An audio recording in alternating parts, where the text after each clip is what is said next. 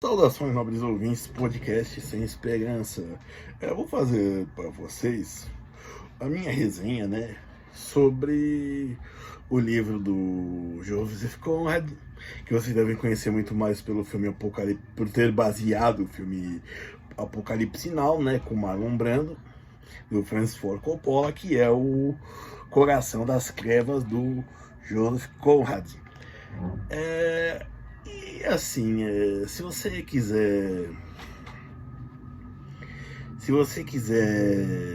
ler esse livro com entusiasmo de alguém que gostou muito do filme, eu digo que você vai se frustrar.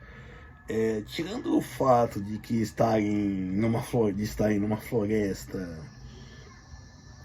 subindo um rio, e o nome dos personagens, mais nada do livro foi aproveitado no filme.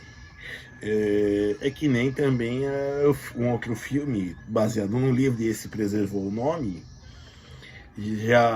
O Apocalipse Now, acho que também é a missão de 77, que é a Cruz de Ferro. A Cruz de Ferro também é baseada num livro e também não preservou nada do livro, quase. Só aproveitou os nomes e o contexto da Segunda Guerra. Mas assim, é um relato em primeira pessoa do Merlox, que ele é um marinheiro que é nascido nas Índias Britânicas, querendo ganhar fama, ganhar status, subir na vida, deixar de ser simplesmente um... Ele não era um marinheiro no sentido de pegar no pesado, mas ele queria subir na hierarquia, ser capitão de um barco, certo? E ele vai contar a história de que ele tá num barco indo em Londres, cruzando o Tâmisa, Rio Tâmisa, né? Ele vai fazer esse relato. Ele vai contar que ele estava nas Índias, recebeu a oportunidade de ir para a África. Também muita gente diz, aproveitando, que é uma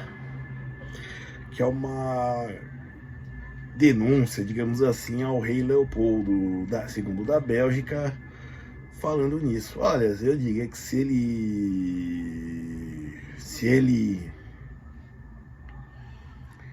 ele fez uma crítica também, ele foi extremamente sutil. Digo eu. Digo isso. Por que eu digo isso? Em razão do fato de que, assim, além de não mencionar nomes, não mencionar realezas, falar a companhia, por exemplo, ele evita falar, digamos assim, até mencionar muito pouco a Europa. Ela surge bem no final do livro, assim, a ideia de se remeter à Europa, digamos assim. E até os conflitos, os massacres, assim, entre os negros, os silvícolas, digamos assim, eles são bem atenuados, tá? Até assim, eu diria que esse livro seria um desses livros canceláveis, que seriam reescritos, para ajustar a moral vigente, ou que quer implementar. Porque, assim, por exemplo, numa cena, ele chega contando a história, ele chega na África, ele é recebido por um gerente, e lá ele conhece o Kurtz, que é um dos gerentes, e ele é o Kurtz, que no filme vai ser o Coronel Kurtz, vai ser o responsável por trazer mais marfim, certo? Despertando a inveja dos outros gerentes e dos que faziam a contabilidade, certo?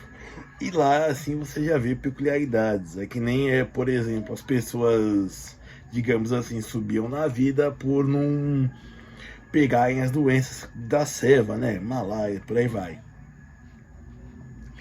E nisso, o nosso protagonista, ele descobre que tem ele vai substituir na verdade, um, um capitão. Ele vai se tornar capitão de um barco e ele vai substituir um capitão que foi assassinado numa briga com os nativos. O que aconteceu? O capitão foi chegar cheio de querer ser entre os nativos e pegou o chefe da aldeia e começou a bater nele. Os nativos aparentemente não gostaram, começaram a se entreolhar e cravaram uma lança nele. A tripulação do barco, isso não, ou seja, ela não era longe do porto, digamos assim, da ligação com o oceano. A tripulação do barco decidiu afundar o barco e sair correndo. Salve-se quem puder. Bom, a função do Merlow é o quê? Reconstruir o barco. Para quê? Para juntar alguns nativos, no caso selvagens, e eles, junto com o gerente, o contador, que estão no porto principal, com ligação ao oceano, vão pegar o Marfim e pegar o Kurtz, gerente Kurtz. E bom, nisso daí começa assim uma chuva de incompetências, porque ele consegue tirar o navio do fundo do rio, só que ele precisa consertar. E aí o que acontece? Chega para ele algumas cargas que não servem de nada. E quando chegam, não chega ele mesmo, ele se propõe, ele é proativo nessa parte de fazer o conserto, se for necessário. Ele mesmo é impedido. E tudo vai ficando na promessa, então vai se atrasando mais e mais. Certo? Bom, nisso daí ele vai subindo, ele consegue consertar o rio. Vão ele, seis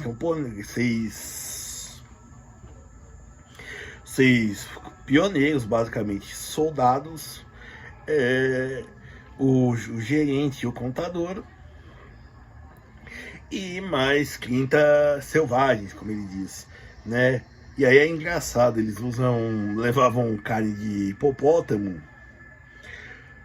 para não comer a deles mesmos, eles eram canibais.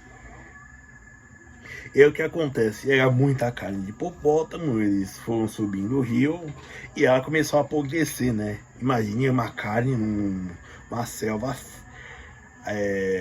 tropical, como apodrece rápido, né? E aí ela é descartada fora. Bom, e aí eles começam a ficam já zangados, porque a carne de hipopótamo foi jogada fora, e isso daí cria uma certa tensão. Eles comem um pão mal cozido, segundo o Merlow. Bom, e nisso eles vão subindo o rio.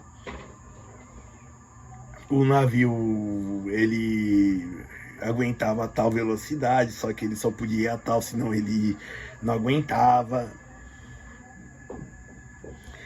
E bom, aí num dado momento, quando eles estão perto para chegar no Kurtz, eles são atacados por uma saraivada de flechas e lanças de todo tipo. Bem naquela cena do Indiana Jones, quando ele pega o ídolo de ouro e vai subir no avião. Indiana Jones é a Última Cruzada. Olha a alusão que o filme. Certo que os nativos começam a jogar lança e flechas nele. E aí o que acontece? Os peregrinos, eles estão armados e começam a atirar. Só que assim, primeiro tem o nível do barco e tem o nível da água. Eles começam a atirar acima no nível das árvores, né? E basicamente eles não acertaram ninguém. E o Merlow via aquilo como dar uma pitada com o navio, e eles vão e assustam eles. E aí eles pensaram. E o Merlin, ele vê tudo aquilo como uma grande futilidade, um monte de coisas fúteis. E como chama, o Kurtz, como um homem que faz as coisas funcionarem, tem uma visão bem utilitarista, digamos assim, né, do Kurtz. E aí eles chegam e encontram o Kurtz. Primeiro trabalho é afastar os nativos, pegar todo o marfim que puderem e voltar. E bom, e aí quando se encontra o Kurtz, ao contrário do filme, também Apocalipse Now, o Kurtz já está moribundo.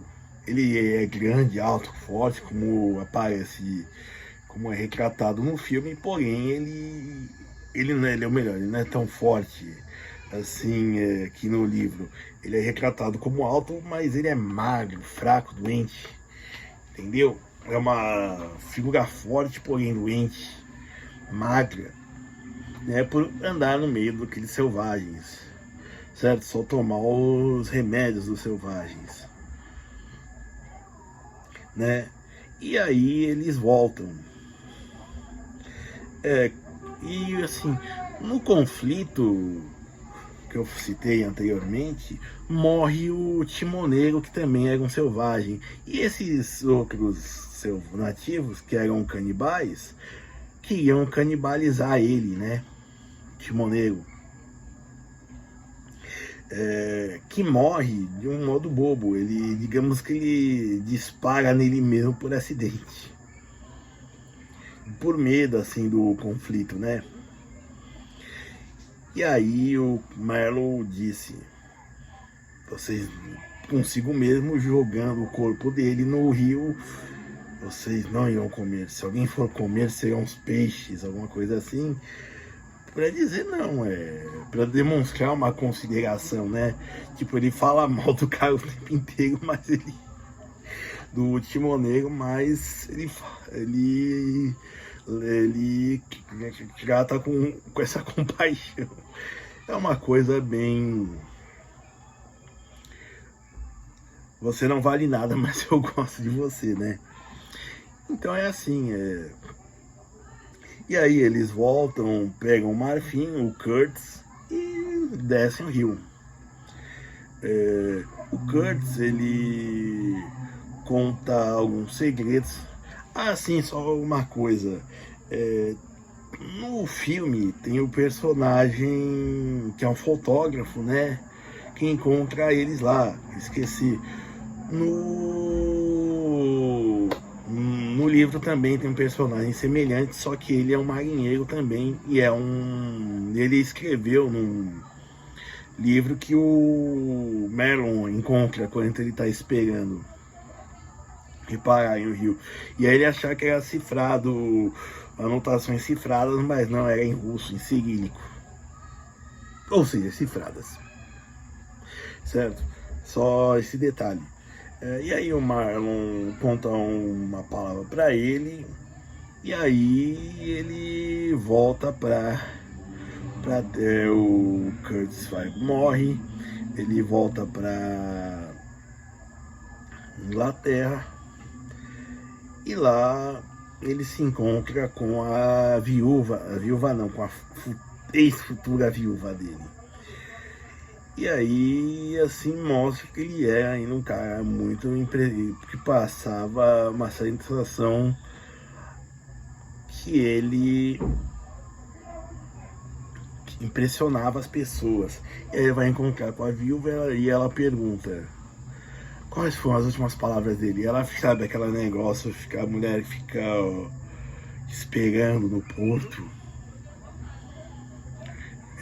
E a mulher pergunta: quais foram as últimas palavras? Ele falou que me ama? E o Merlin fica naquela empáfia, porque a última palavra do Kurtz foi um gemido, agonia de um cara que tava com o pé na cova. E ela disse sim. E assim, e aí ele entregou um maço de documentos, assim, o Kurtz tinha entregado para ele quando ele já tinha embarcado. E aí ele foi entregando um pouco pro gerente, um pouco pro cara da companhia. Ele tentou salvar o máximo que pôde e o resto entregou para essa mulher. E no fim, ela pergunta isso e ele conta essa mentirinha social, né? Bom, mas foi isso. Recomendação de se ler esse livro? Sim, leio. Por quê? Porque essa resenha não é tão boa assim. Mas assim, porque é um livro interessante. Não vou dizer, acho que não mudaria a vida de ninguém, mas é bem interessante para para estragar mesmo a experiência cinematográfica de quem assistiu Apocalipse Now. Certo? E é isso. Obrigado.